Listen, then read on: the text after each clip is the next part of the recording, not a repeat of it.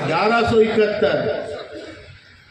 और जो लोगों को हम पेंशन मांग रहे हैं वो सांसद विधायक फुकट में 4-4 पेंशनें ले रहे हैं। बेशर्म लोग हैं, बेशर्म लोग हैं।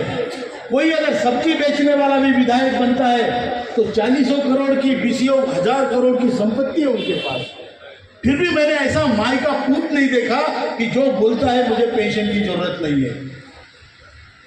बराबर है कि झूठ है? बराबर है क्या? फिर भी उनको पेंशन चाहिए, 1 नहीं, 2 नहीं, 3 नहीं, 4-4 चाहिए। इतने बेशर्म लोग हमारे राजनेता बन के बैठे हैं, मैं उनका धिक्कार करता हूं। जिसका पैसा है उसको दबाया और खुद आपस में बांट रहे हैं, ऐश कर रहे हैं। ये गलत बात है, ये बदलना चाहिए। जिसका पैसा है, जिसका हक है, उसको मिलना चाहिए। उसके लिए लड़ाई है। ये लड़ाई केवल पैसों की लड़ाई नहीं है।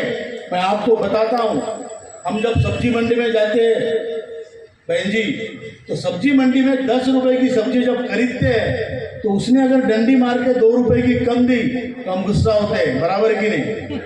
वो पैसे 2 रुपए की बात नहीं होती, तो हमारे साथ धोखाधड़ी है, चीटिंग है, इसलिए हम गुस्सा होते हैं।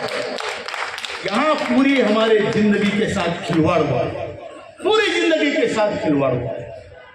और ऐसा खिलवाड़ हुआ है कि हमें चूस के और उसके बाद में पूरा सूखा बना के, कचरा बना के 60 साल की उम्र में हमें ऐसे छोड़ा है कि ना घर में इज्जत, ना गली मोहल्ले में इज्जत।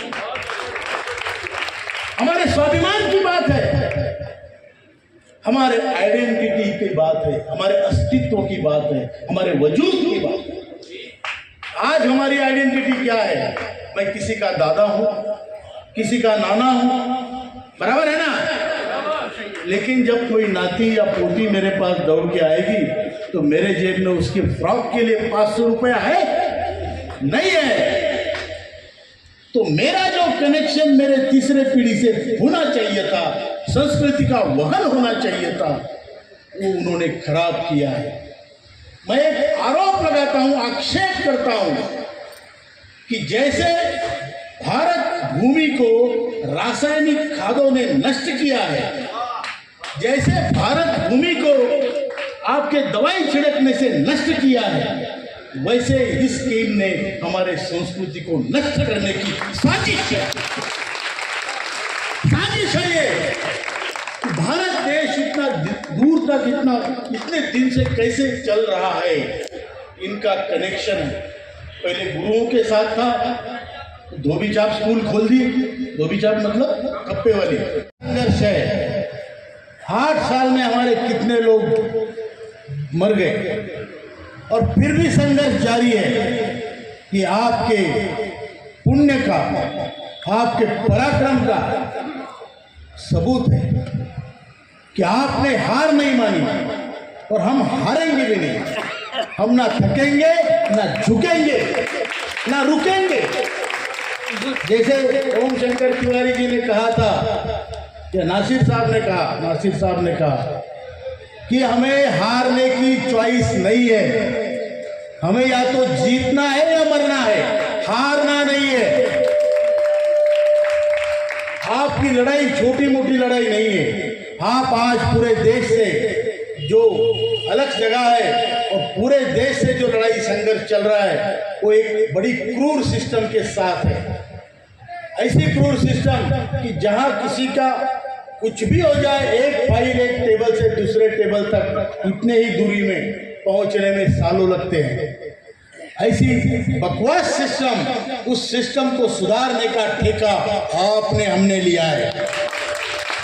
मामूली बात नहीं है, व्यवस्था परिवर्तन की बात है। व्यवस्था परिवर्तन की बात है जो आप हम मिलके करेंगे और हमारा कर्तव्य भी है, अधिकार भी है, क्योंकि हम बुजुर्ग हैं, इस देश के ज्येष्ठ नागरिक हैं और एक दृष्टि से कहूं तो इस देश के बाप है। हमको हमारा देश बदलना, उसकी दिशा बदलाना हमारा कर्तव्य है। अगर वो गलत दिशा पे जा रहा है तो उसको सही दिशा पे लाने का काम आपका है। अगर बेटा बात नहीं सुन रहा है तो उसको कान में खींच के लगाने का अधिकार बाप को है। बराबर है कि नहीं है? बराबर है क्या? आवाज आ रही क्या? तो ये अधिकार हम उपयोग में लाएंगे, उसके लिए भले हमें त्याग करना पड़े, कुछ भी त्याग करने के लिए हम तैयार हैं। लेकिन ये व्यवस्था जो मेरे देश का मातृदेवो भव, पितृदेवो भव, गुरुदेवो भव की जो संस्कृति है, उस संस्कृति को अगर कोई खराब कर रहा है और हमारे घर में हमारे माँ बाप अगर रोके कुंठित अवस्था में जी रहे हैं, तो उसको बदलने का अधिकार हमें है। आपको मैं बता दूं कि हम लोगों ने देश बनाया, हमारे बाप दादाओं ने बनाया। इस देश पे हमारा भी अधिकार है, हम में से प्रत्येक आदमी का इस पे अधिकार है, और वही हम जताना चाहते हैं। और इस देश के लिए हमारा कर्तव्य भी है। दोनों चीजें हैं और वो दोनों चीजें हम संभाल रहे हैं। संघर्ष में अपने आप को खपाया है। मैंने इस संघर्ष में जिनके साथ काम कर रहे थे हम लोग, कंधे से कंधा मिला के उनको मरते हुए देखा है। मैंने ये देखा है पूरे देश में कि कई लोग ऐसे हैं जो एक वक्त खाना खाते हैं, और इतनी बार 8 साल से गुहार लगाने के बाद प्रधानमंत्री जी से 2 बार हम मिले, आधा घंटा मिले, उन्होंने कंधे पे हाथ रख के कहा कि प्रॉब्लम समस्या सही है, मैं आपके साथ हूं, मैं आपका प्रधान सेवक हूं, मैं आपका काम करूंगा। वित्त मंत्री से 2 बार मिले, आधा घंटा मिले, उन्होंने भी ये आश्वासित किया। लेबर मिनिस्टर को हम 20 बार मिले, पावर पॉइंट प्रेजेंटेशन जो आप बोलो वो सब हमने फाइलें तैयार की। आपको बता दूं, जो मालूमात ब्यूरोक्रेसी में नहीं थी वो हमने निकाली, उसके फाइलें बनाई, उसका प्रेजेंटेशन बनाया और उनको सिखाया कि भैया ये है। पेंशन का प्रावधान नहीं, अबे पैसा लेते समय उसका प्रावधान था क्या? मेरा पैसा जिंदगी भर लूटा है,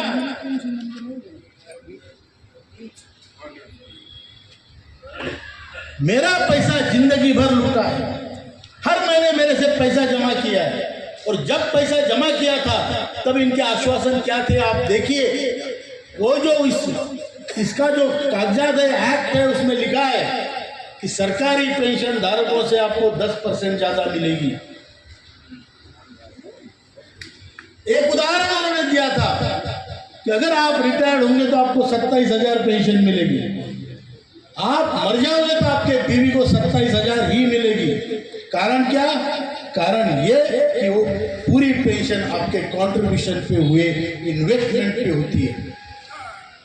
और दोनों मरने के बाद जो नेक्स्ट ऑफ किन है, जो उसका आपका वारिस है, उसको 23 से 27 लाख रुपए मिलेंगे। योजना अच्छी थी कि मैं मरते तक मुझे पेंशन मिले, मेरे बाद मेरी बीवी की चिंता नहीं है, और दोनों मर जाए तो वो 27 लाख या 24-23 लाख जो मिलने वाले हैं, उसके प्रलोभन में कम से कम कोई मेरी सेवा करेगा। बेटा भी हो पैसे के लिए करता है। गया वो जमाना जब आपने सेवा की थी माँ बाप की, छोटे बहनों की, भाइयों की शादी करा दी, बेटे के पढ़ाई के लिए लोन लिया, उधार लिया, गिरवी रखा, सब कुछ करने के बाद में आपने ये सोचा कि मेरी रिटायरमेंट के बाद की लाइफ अच्छी है क्योंकि मैं सरकार के पास पैसा जमा कर रहा हूं जो मुझे मेरी 58-60 साल की उम्र के बाद मिलेगा। आज मैं आपको बड़ी दुख के साथ कहता हूं कि पूरे भारत में एवरेज पेंशन 1171 रुपया है।